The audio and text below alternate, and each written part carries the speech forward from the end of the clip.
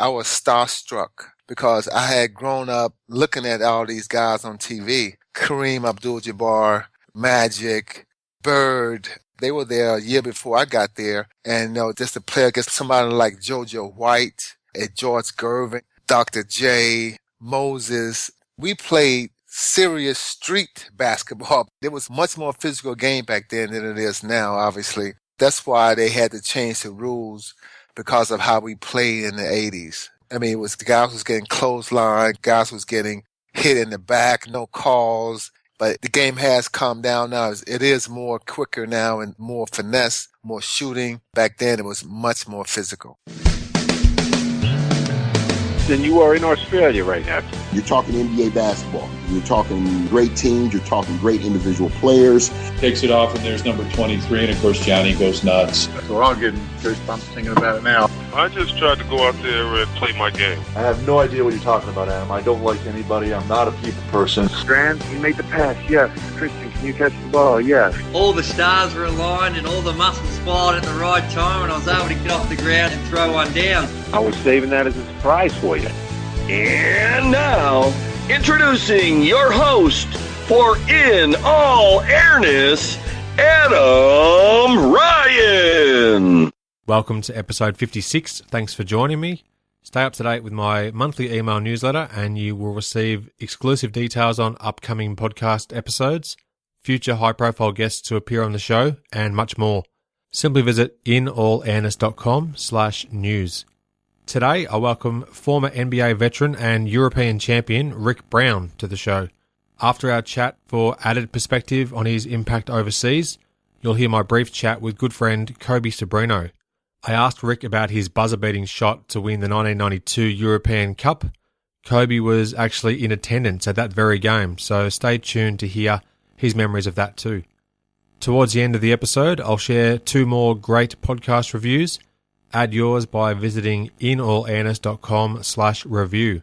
Show notes for this episode are at inallairness.com/56. Now, onto the show. My guest today starred at Mississippi State University and he played 5 seasons in the NBA before transitioning to excel overseas, becoming a European champion. In 2006, he was named an SEC legend, and in 2014, he was inducted to MSU's Sports Hall of Fame. Rick Brown, thanks for joining me. Thank you. Yeah, that was a really great moment. Good you did your research. I like that.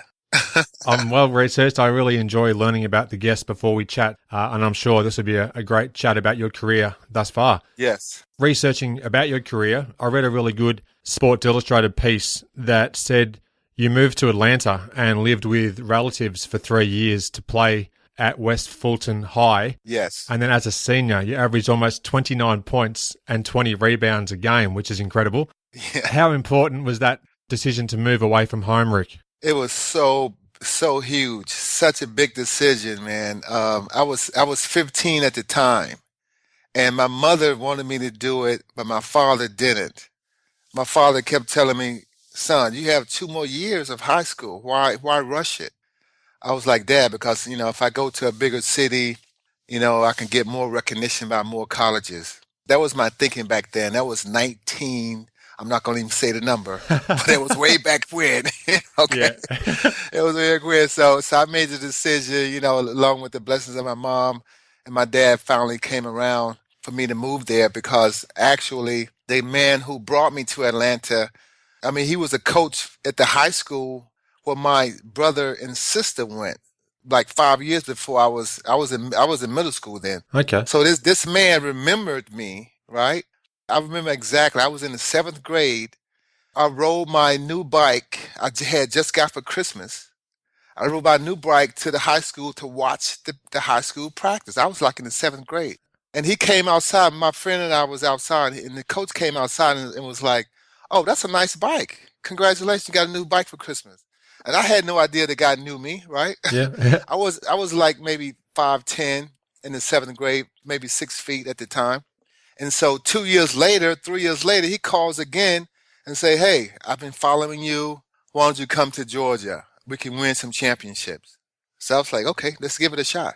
Yeah, great. You said you're around about 5'10", 6 feet. at that time. Yes. When did you start to really have a growth spurt? Because I think you're about 6'10", aren't you? Yes, I'm 6'10". I think I had the growth spurt, right 13, 14, 15, along those lines. Because actually one day I woke up early in the morning. You know how kids and how people stretch in the morning, how before you get out of bed, you just stretch a little bit. Yeah. And I promise you, to this day, I remember I was stretching so much and I felt my bones stretching. I feel like, what am I doing here? But no, that's probably didn't happen, but I just felt that way, when I was a kid. Yeah. But I had a growth spurt then. And so when I got to be, in 10th, 11th grade, I got to be 6'7", 6'8". So I was already up there, man. Yeah. 6'7", 6'8", and not even 200 pounds. So tall and skinny. Good stuff. Yeah. Now, I don't know a whole lot about your career at Mississippi State, aside from the fact that you dropped a career-high 40 points as a freshman, from what I've read. Yes. And then you averaged a very impressive 17 points and 10 rebounds a game throughout your 4 years with the Bulldogs. Yes. I believe you were close to signing with Michigan or Kentucky. You were heavily recruited by those schools, but chose to stay in your home state. Do you mind just talking about how that sort of transpired and what you remember about your college career, Rick? Yes. Like you said, but at that time you could only visit 7 colleges, 7 universities.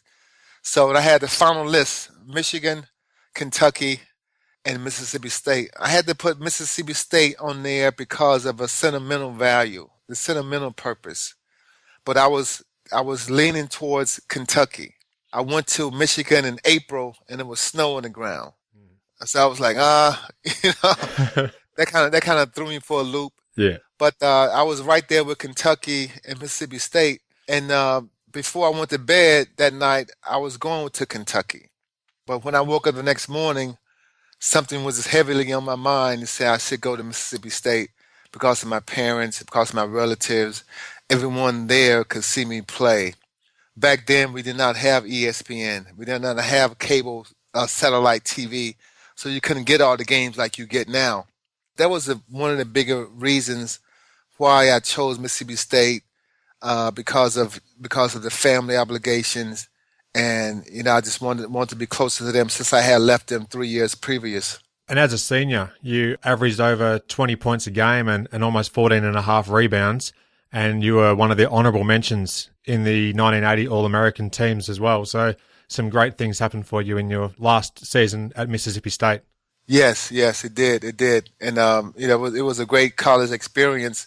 When I was a sophomore, right before the season, I fractured my eye socket. So I had to sit out like the first three months of the season. But after that, I still recuperated from that and went forward with it. And it was a really, really good college experience. We went to the NCAA 1 year. We got ranked as high as the 13th best team in the country 1 year there. It was a great experience, and I wouldn't change it for the world, actually. I go back there occasionally. I took my then 12-year-old son, he's 25 now. Yeah. I took him to Mississippi State, and I just took my 15-year-old son back there back in October when I got inducted into the Hall of Fame. So, still have a good relationship with the people down there, and it's a really good feeling. Oh, that's good to hear. And I'd like to ask you a bit about that Hall of Fame induction a bit later on as well. So we'll come back to that. Okay. Now, leading up to the NBA draft in 1980, did you work out with many teams in advance of that taking place? No, I didn't work out with any team. I just stayed at the school, stayed at Mississippi State and worked out there. I was contacted by several teams to say they might draft me here, might draft me there. But, back then they didn't really invite you to a workout, so to speak. But I was definitely on their radar, like San Antonio. The Spurs said it. The Boston Celtics tried to do it, and a couple more teams. But it wasn't like that. I'm going to draft you, or you got to come to our workout camp or anything like that. We were just going with it. So I just stayed at Mississippi State to work out that summer. Gotcha. Yeah. So, and you mentioned the Boston Celtics there. Now, the day before the 1980 NBA draft, Boston dealt their number 1 and number 13 picks to Golden State. in exchange Right. for 4-year veteran Robert Parish. Yes. And the rights to the Warriors' number 3 pick, which would be Kevin McHale, which obviously helped form Boston's Hall of Fame Big Three. Right. The Warriors then picked Joe Barry Carroll at number 1 in the 80 draft, and then yourself at number 13. Right. We're almost 35 years since that. Not that I want to make it seem like I it's know. so long, but it's almost 35 years since that trade was made, and it's still regarded as one of the most lopsided trades in NBA history. But I'm really glad to have the chance to ask you yourself, from your perspective, how do you look back on that deal some 35 years later, Rick? Actually, I saw Red Auerbach in the elevator once. He had recruited me. Well, we were talking briefly in the elevator. He came to one of the games on the road. I was playing against Iowa State. I remember exactly. And I saw Red Auerbach getting on the elevator. I was like, wow, Mr. Auerbach. And, we had a very brief conversation, very brief. I was nervous as heck. And, because everybody know of this man, Red Auerbach. And, it's just one of those things that happens. It was a trade that benefited the Celtics more than the Warriors, obviously. But, you can't go back and change anything or say that, maybe if I would have talked to him longer, Red Auerbach, or show more interest in him, or not being nervous around him, maybe they would have picked me and not made the trade. But it's all in the cards, so I don't have any regrets with that because everything is like it should be. I'm a little nervous even just chatting with yourself, so I can't imagine how you would have been in front of Red Auerbach and then exactly all that sort of taking place. So it's quite astonishing to fathom all the things that fell into place the way they did. Yes. Now, your rookie season in Golden State, they also traded that same year to get World B. Free and Bernard King. Right. And both were said to come with a little bit of off-court baggage. However, Golden State improved greatly. The season before you arrived, they won just 24 games. And then in your first season there, they won 39. So what do you actually remember of that rookie campaign and playing with guys like World B. Free, Bernard King, and many other personalities? Yes, it was phenomenal, man. Those guys really showed me on the court, mind you, that you put in the work, you get results. And back then, I mean, we didn't do a lot of extracurricular activities off the court as far as how guys train today.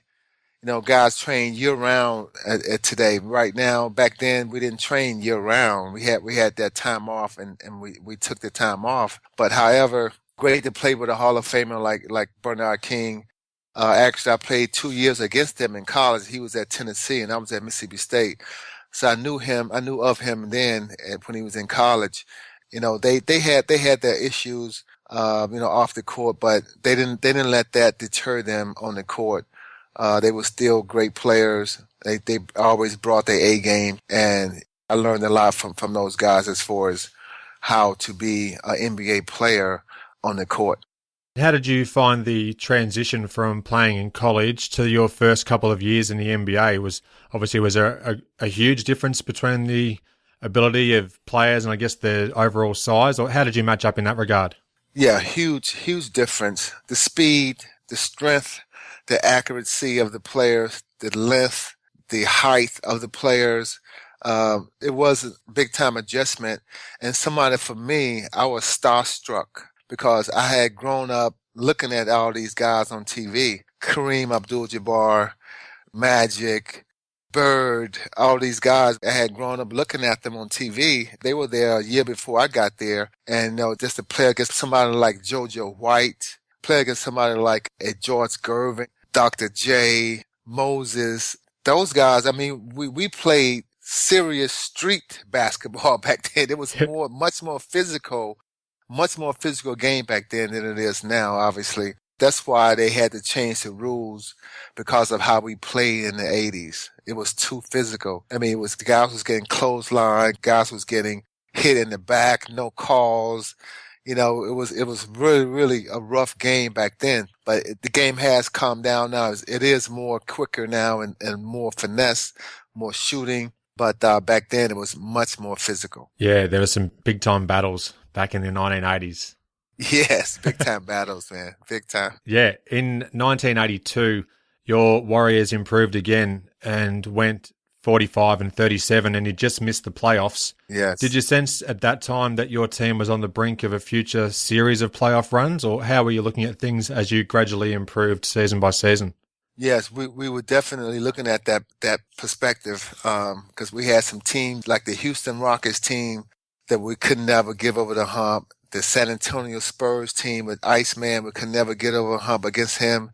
Obviously, the Lakers with that team, we could never get over a hump with those guys. So it was fierce competition, and we always was saying to ourselves, like, if we just added this piece or add that piece, we could probably match those guys in competition. But when I say the competition was so jam-packed, each team was loaded with talented players, because back then they had 20-something teams as opposed to 32 teams now. So it was more talent in the league, and all teams were packed with more talent. So it was just a matter of filling things out and getting the right pieces in place. Yeah, and you also had some very tough competition in the Western Conference as well.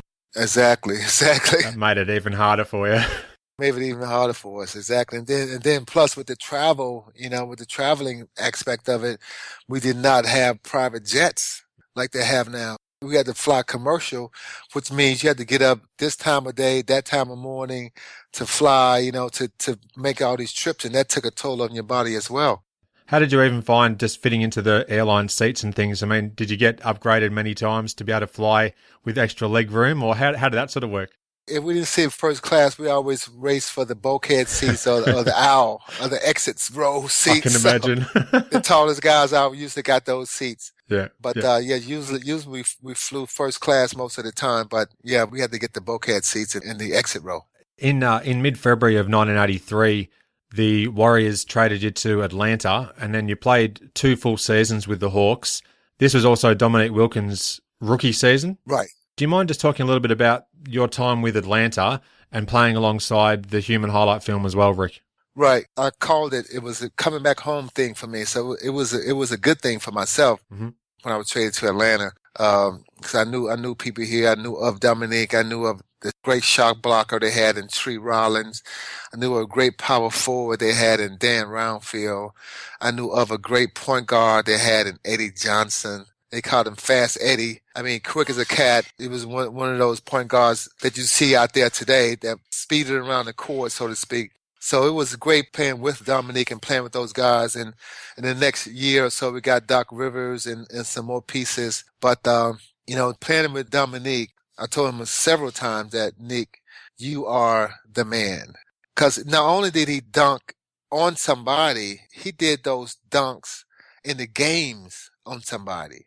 He did dunks like you would see in a dunk contest, but it was in real time in a game. So he always came through in the clutch, and he was such a class guy, and we still communicate to this day. Yeah, that's good to hear. It'd be remiss of me not to ask you about a particular game that took place in 1985. It was March the 12th, Atlanta versus Boston at Lakefront Arena in New Orleans. I think you probably know where I'm heading. Oh, yeah. Yes. Larry Bird dropped 60 points on your Atlanta Hawks. 60. Wow. Even though Dominique had a great game, I think he was in the mid-30s himself. Yeah. But by the end of the game, Atlanta teammates were even high-fiving one another on the bench. Yes. Do you mind just recalling that game, and then particularly any memories you might have of Larry Bird and that incredible performance he put on where he threw up 60 points? Before the end of that game, Coach Fratello had so many players guarding him. He just said, okay, you go guard him, you go guard him, you go guard him. And nobody could guard him. Yeah. Everything he threw up went in, okay? Everything. I mean, he was just throwing up shots left and right, man, and they just went in. And believe it or not, that's the game. We have this TV channel called Classic NBA Games. Mm-hmm. And that's the game that my son, my daughter, my nieces, my nephews, they have all seen that game where he dropped 60. And they say, oh, that's my dad getting 60 drop. Oh, that's my uncle. Look at him out there trying to guard Larry Bird. So I'm thankful for that. So my kids can see me playing against Bird in the NBA class like that. But, the memories of that game was unbelievable. Sometimes guys get in the zone. And he was certainly in the zone that night. That was one of the most phenomenal performances ever. Yes. Do you have many old VHS tapes or any DVDs of some of your games back in the NBA stage of your career, or not many really? I have a game that I played against Utah when I was in Golden State. I have half of that. And I have some old footage of college, some of my college days. I have a couple of games of that. But, the NBA and college is so prevalent now that I could go back and get games. So whenever the time arrives, whenever either one of my sons asks for it or my daughter asks for it, or even when I have grandkids one day, we can always go back and get it. That's what I think. Yeah. Yeah, hopefully you'll be able to get access to some of those and relive some of those great moments. Yes. Now, your final NBA game was in April of 1985. However, your professional career was far from over. In the late 1970s, I read through my research before we chatted, there was some scouting reports that compared you to future Hall of Famer Bob McAdoo. And coincidentally, you guys would play alongside one another in 1988 and you'd win the EuroLeague final. But before we even get to that, do you mind just discussing your decision to leave the NBA and then actually head overseas to play, Rick? Yes. I was contacted by a couple of teams there, but even before that, my wife went to Italy. Before I even went there, she was an international fashion model, one of those high fashion models. She went there a year before I went there in 85. And she was telling me how it is and all of this and that, she wanted to go back and forth to the States and to Europe. I was the type of guy that I wanted to see more of the world. I wanted to travel more myself. And so I gave it a shot. I gave it a shot as summer. I remember getting prepared to go over there, thinking that I was going to stay a year or so and then come back. But the rules at that time stated that if you go to Europe and come back to the NBA, you can't go back to Europe. So I was like, oh man, what am I going to do here? So my wife was there. She really liked the country. I started to like the country when I was there. And so I just decided to stay there, stay in Spain, stay in Italy. And it wasn't a matter of me not wanting to come back to the NBA to play. I just thought if I could go back to the NBA, I can't go back to Europe, so I can have a longer career in Europe as opposed to the NBA. So that's why I stayed. Oh, okay. Well, that's good insight there into what actually happened behind the scenes. Yeah. How did you find the contrast between playing in the NBA at the highest level in world basketball, then going across to play in Europe? And Italy had, from all reports, a very good league at that stage as well. So what was it like adjusting to playing overseas? It was good because in Europe, you only play once a week, but you practice every day. And in the States, you play 3 to 5 games a week. And so it was a lot less wear and tear on your body as far as playing, getting injured and whatnot. But my first year in Italy, I blew out my back. I had some back issues when I was in the NBA my last year there. And the only thing that helped me was I had to go get treatment for acupuncture. I got acupuncture treatment and that really helped. But that next year, when I went to Europe, the first year, man, when I tell you I could not bend over and tie my sneaker, I could not touch my knees, but it was that much pain in the lower back. And that was all due to the running up and down the court, all the hits and all of that. And that's what I got from the doctors too, that they was telling me that any more of this, all of this, going up and down the hardwood court, you might not be able to, your back might not be able to hold up. So that was really, really frightening for me. Playing, and I was telling myself maybe I did make the right decision as far as coming to Europe to play less. I had the back injury, I had the knee surgery in the NBA, and I had the eye surgery in college, and I was thinking about the long term. So it was like a matter of medical. It was a medical decision that I had to make too with that, because even though my back got better, I couldn't take that chance of it going out because that was a really hard decision to make, man, because it was more than I was thinking about as far as making that decision. Should I stay? Should I go back? The back, this problem, that problem. So it was rough. Some big life decisions, of course, there. big time life decision, man. Because at that time, that '86 is when I had my first child. That was my first year in Europe. So I was like, man, I gotta take care of this baby. You know, Yeah. I can't take a chance of going back and getting hurt, going up and down, you know, and not being able to provide for my wife and for my child.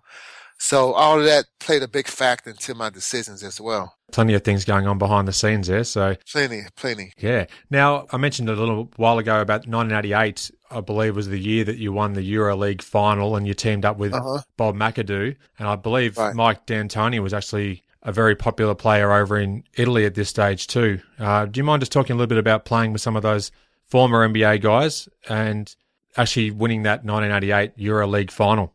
Right. Because the year before I was playing with a team outside of Milan, like an hour outside of Milan, and obviously I had a good year with them, with that team, and so Milan offered me a 2-year deal to come there, and I was playing with royalty.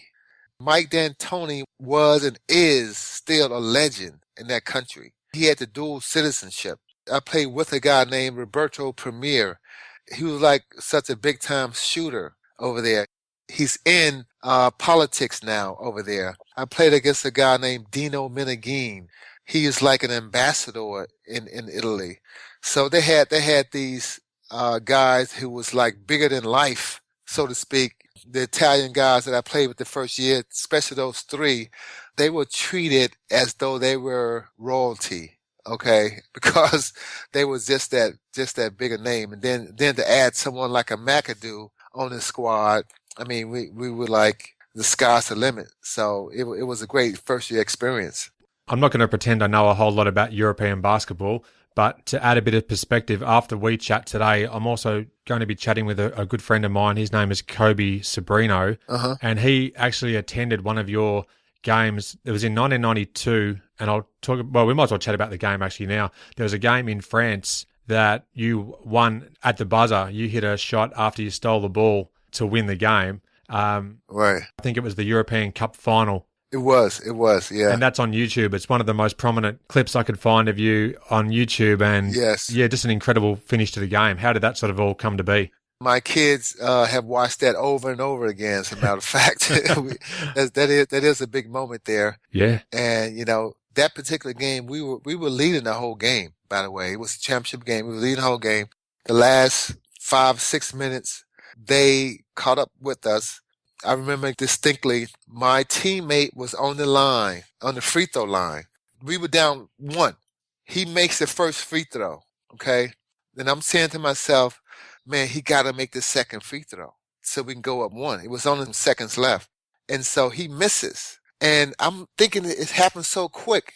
As soon as he missed, I pretend to run down the court and I duck my head because the guy, the 7-foot Greek guy, got the rebound, and I ducked my head and I said, I'm gonna stop right here. I'm gonna pause because I knew he was gonna make a quick outlet pass. So as soon as I duck, he makes the pass. I go up, grab it, 1 dribble to the corner. He comes out at me.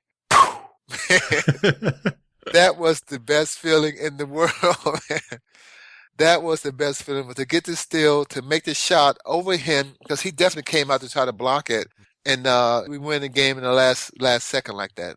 I always wanted to do that, to win a game with a last second shot. It was a great shot, that's for sure. It was a great shot. I mean, it was a great steal. You know, it was a great moment in time. The guys still remember that. And so, you know, it's going to live on. Yeah. And I'll include a link to that in the show notes to this episode. Okay. I'll have some of the links about items that we've chatted about today, and that'll be one of them for sure. Will be a link to that video. Great. A good one to remember for sure. Yes, it is. I appreciate that. Not a problem at all. Now, one more question I'd like to ask just about your international career, and I have to thank my friend Kobe for this. He informed me that you played alongside the legendary Arvydas Sabonis in the Spanish League. I think it's the ACB. Yes. And it was in 1993, and this is before he actually even played in the NBA. Yes. Do you mind just recalling a little bit about that experience, teaming up with the legend Arvydas Sabonis? Arvydas Sabonis. Yeah, he was such a big guy. I mean, have you seen the movie Frankenstein? Yes. When I say Frankenstein, I mean, not any fat on his body, okay? The guy was in total shape. Okay, but he was always hurt. The legs, Yeah. the ankle, the knee, the Achilles, something. But he had a body to die for. 7 feet, can shoot the three, can pass like he's a point guard, can rebound with the best of them, and didn't speak no English.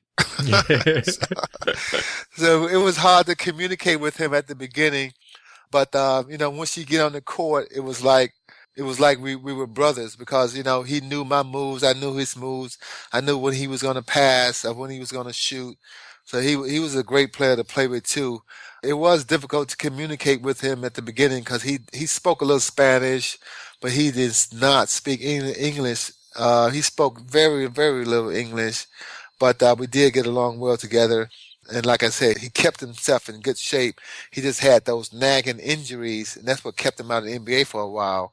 But once he got that back together, you can tell he had a great year there also. Yeah, and I like that Frankenstein reference. It's quite apt. Yeah, it is. It makes sense. Now, how did you go with learning languages while you were living overseas? Do you still speak a little bit other than English as well? Like you mentioned Spanish there. What other languages were you having to delve into as well? I did take classes for Spanish. I did take classes when I was in Italy for Italian.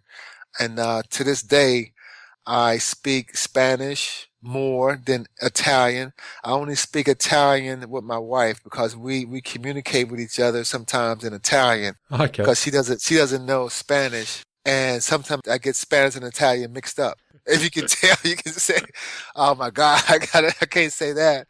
But I do use the Spanish more because there's more Spanish-speaking people here in America. But I speak Italian to my wife a lot. We always joking around with Italian. We always try to go to these Italian restaurants and say, "Hey, this is not how they make it in Italy. Come on, you got to make the food like they do in Italy." Because there's some of the best food in the world. Yeah, I could imagine you would have indulged in many a nice meal over in Europe. Yes, for sure, man. Now, Basketball Digest, I'm not sure if you're familiar. Well, you probably are. There used to be a monthly magazine released called Basketball Digest. Uh-huh. They had a regular feature in it called The Game I'll Never Forget. And each issue, they'd actually ask a player what's the absolute best game they can recall from their career. Do you have a single game from your NBA or European career? And you might have already touched on it with the European final we talked about, but is there one that springs to mind as your absolute favourite you'll never forget?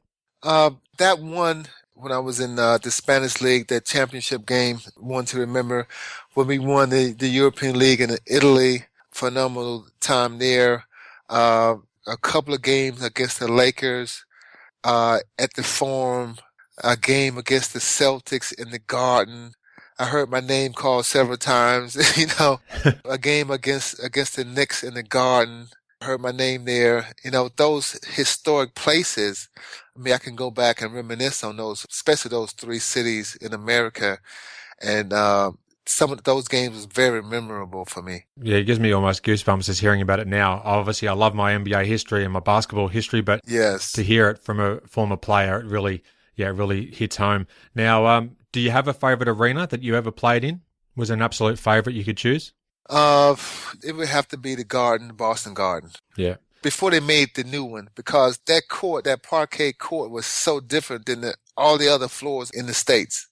That parquet floor was so unique. They had dead spots, they had good spots. The nets on the rim was one of a kind. Those are the kind of nets that you didn't see that a lot in other NBA arenas. And it was so close to the court, the fans, but it was huge at the same time.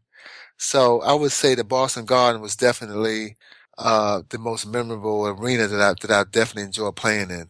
Fantastic. Now, as I mentioned in the intro, you've been named an SEC legend, and late last year, 2014, you were inducted into MSU's Sports Hall of Fame. Where do you rate those great achievements in amongst all the things you've done in your career, Rick? Well, when I got into the SEC Legends in 2006, that was such a great honor. I remember going to, I think it was in Nashville, Tennessee, at the SEC tournament. They invited me to come up to get this award, and that's a part of the legacy that I want to leave for myself, for my kids and my grandkids, so they can see that, because they can never take that away. And also with the Hall of Fame, I mean, when I went down there in October of 2014, I took my son, and it was great experience for him to see his dad going through that. My sisters came, my wife came, some more relatives came from there. That's the best thing that could happen to share that with the people that you love. It's not just about me. It's about leaving a legacy for your family and leaving a name out there for your kids, for your grandkids, and your great-grandkids to see. I mean, you can't beat that. No, it's fantastic. It's good to reflect back on, and I really appreciate you taking the time to chat with me today. And thanks again for making yourself available. If people wanted to just follow your movements online, I know that you're on Twitter. Is that the best way for people to keep up to date with what you're up to these days? Yes, on Twitter, and I'm also on Facebook, Rick Brown. And, my wife and I have a business together.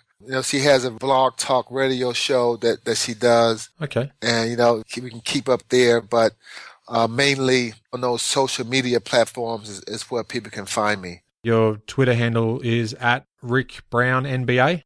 At Rick Brown NBA, you're right, exactly. No worries. I'll include links to that in the show notes. And if you wanted to just pass on the details about your wife's blog talk radio show, I'll put a link to that as well for what it's worth. But okay. Thanks again for making yourself available. It's been great to be able to have a chance to chat with you, and I wish you all the best in the future. Thank you so much, and it's been a great talking with you, and look forward to seeing it in print, and look forward to continue on and with this conversation at a later date. Oh, that'd be great. I'd love to actually invite you back in future if you'd be willing to chat a bit more about the NBA of 1980s and beyond. Well, next time we're going to chat, you're going to be talking about my oldest son. He's playing in Turkey now. Okay. But he's trying to get to the NBA. And my youngest son, who is 15 now, and, I'm looking forward to big things from him as well in the future. So look out for the Brown boys. Oh, that's great. Well, just quickly, your boy that's playing in Turkey then at the moment, obviously he'd probably be playing at a good level as well. So is he getting interest to head back to the States to play as well, or how's that sort of going at the moment? Yeah, he has invitation to go to a summer league here with the Pelicans in the summer. He won with the Hawks, not a summer league, but the tryout camp last summer. But his name is getting out there. He is on a D1 team in Istanbul. They're in third place now, and the playoffs is about to start for them. And he got to be 6'6". Okay, he's 6'6", but he plays like he's 6'9". Good. Because he's always getting double figures in rebounds. He's a great shot blocker. He's a good scorer. He's an all-around good player. But his main positions right now is a 2 and a 3, but he can play the 4. I just want to throw that in there. That's good. That's good. Yeah. No. I mean, the youngest son is 6'5" now at 15, and so he has a bright future as well. So, like I said, look out for my boys. Excellent. Oh, well, that's great. Well, thanks again, Rick. It's been a pleasure speaking with you, and same here. Hopefully we'll catch up again. Great. Take care. When I spoke to Rick, I mentioned that I had minimal knowledge about European basketball, and to add some perspective, I was going to speak to a good friend of mine, Kobe Sabrino, and sure enough, Kobe, here we are. How are you today, mate? I'm good, Adam. Thanks for having me. Oh, no worries at all. It's a pleasure to have you on, mate. You had a much closer look at Rick's career, particularly obviously when he was in Europe playing, and you attended a few of his games. So I'd love to just hear from you a little bit about your perspective on his career and what he actually achieved whilst in Europe. So can you maybe just talk about what you experienced firsthand, mate? Yeah, no problem. Well, first of all, I'd like to say the first time I've heard of him, it was in 1988. He already had been playing in Europe for a couple of years, but because he was playing in Italy, back then we didn't have internet like we do now. So, all the stats, all the games and all that, we couldn't get all that info that we have now. The first time I seen him on telly was the Final Four of the now called EuroLeague. Back then, it was the European Cup, the European Champions Cup. You might know this already, but he was playing with Tracer Milan. In that team was a former NBA MVP, Bob McAdoo, and Dino Meneghin was already on that team as well. So when he got to that team, they were really good. They won the European Cup champion twice. I saw him there. First thing I did, trying to find out where he came from. Obviously, NBA guy. So back then, someone that came from the NBA was already a big deal. It's not like now that everyone comes and goes. Yeah, that was the first time on telly. And then he obviously moved on to the Spanish League. To put it in perspective, Adam, he moved from the European champion, which was Milan, to a Spanish team that was just recently got promoted to the Spanish League. I don't know how that came about. Obviously, I guess money was involved, I guess. But, it's the perspective I was telling you the other day. It's like, imagine you playing in the Chicago Bulls of the 72 victories with Jordan, and then the next year you move on to the Washington Wizards with Jordan when he was 40. So it's a bit like that, to be honest. The things I remember about him, he was a very professional guy, because obviously some of the Americans that will come during that time, some of them will just come for the money. There was no love for basketball. They will change teams every season, and they will be, not settling down anywhere. But with Ricky Brown, what I found, it was a very professional, very down to earth. For obviously, I never met him, but for all I could see. And in terms of basketball, he was a double-double machine. He was unstoppable at times. Very high percentage on field goals. He knew what he needed to do. He had great footwork, very long arms, so I think the first time we saw him, so say mid-80s to the mid-90s before he retired, the transition from his offensive game to the defensive game was massive, because at the beginning, yes, he could defend, but not that well. But say mid-90s, when he retired, you knew that he could defend anyone, and he had that transition in his game as well. That's what I will say about him. We mentioned before, Adam, I saw him on the European Cup. Right now, that cup doesn't exist anymore. But back then, the winners of the domestic cups on each country in Europe, they will play this winners cup, if you call it like that. Ricky Brown in 1992 had one of the best games in a final, and I'm sure that you've seen the footage already. Being in that game, and I tell you, I've seen other games, and obviously this is a final, but the emotions within the last 30 seconds of the game, that was wild. That was amazing. What he did just there. And I'm sure that, if you talk to him, he will explain a bit more and what went through his head.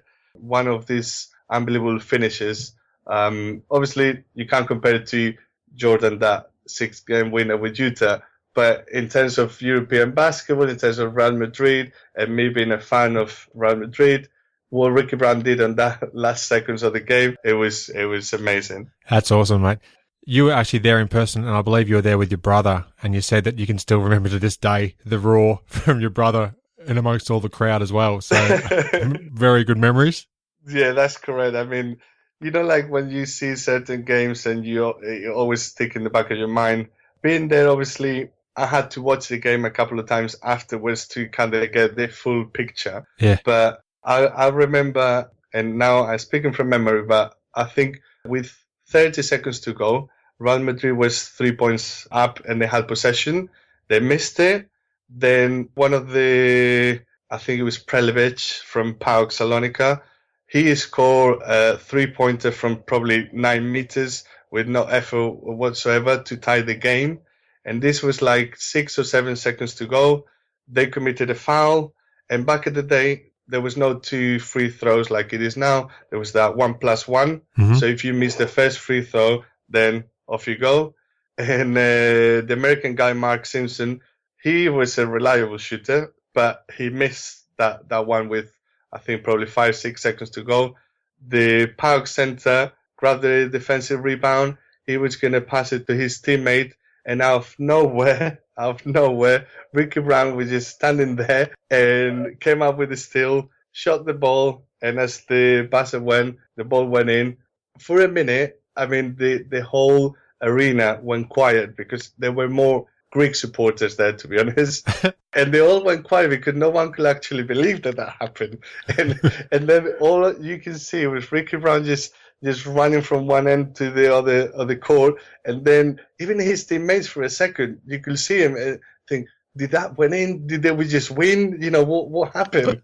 But yeah, it was being there and all that, and the shout, and you think, oh God, we've seen this, so we're done now. It was brilliant. Yeah, I love it, mate. That's great. So thanks for recounting being a part of that as well. I did mention to Rick at the time that we'd have a chat after we had spoken, and then I'd include it towards the end of the episode, which is this part right now. So just before we do wrap it up, mate, I know that you have your own podcast that you've done episodes of in both English and other languages as well. Do you mind just talking a little bit about that? And I can include some links in the show notes to some of your previous episodes, because you've also got a keen interest in basketball history in general too, mate. Yeah, that's correct. I like that part of basketball, and I like going into research and trying to find out different stories for former players, because sometimes you've seen these players when you were growing up. Obviously, then you don't know anything about them anymore.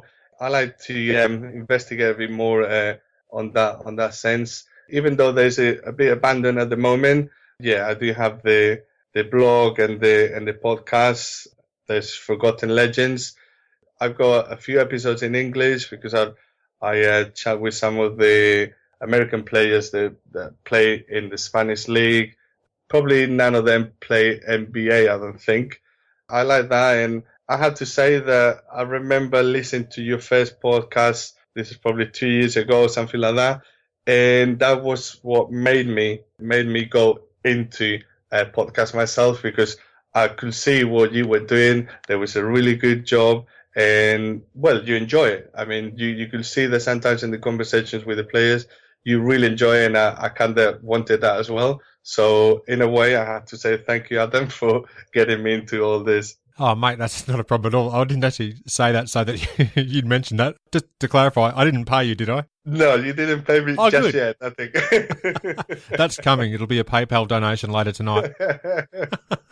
But no, all jokes aside, thanks again, mate, for being a part of this show, and thanks for your support as well of this podcast. And I'll include links to what you've done on your website in the show notes to this episode, which are at inallairness.com/56, the number 56. So until we chat again, mate, and I'd actually like to get you on the podcast in a future episode of the show. Actually, we might just talk about NBA in general and a particular topic going forward, if that interests you.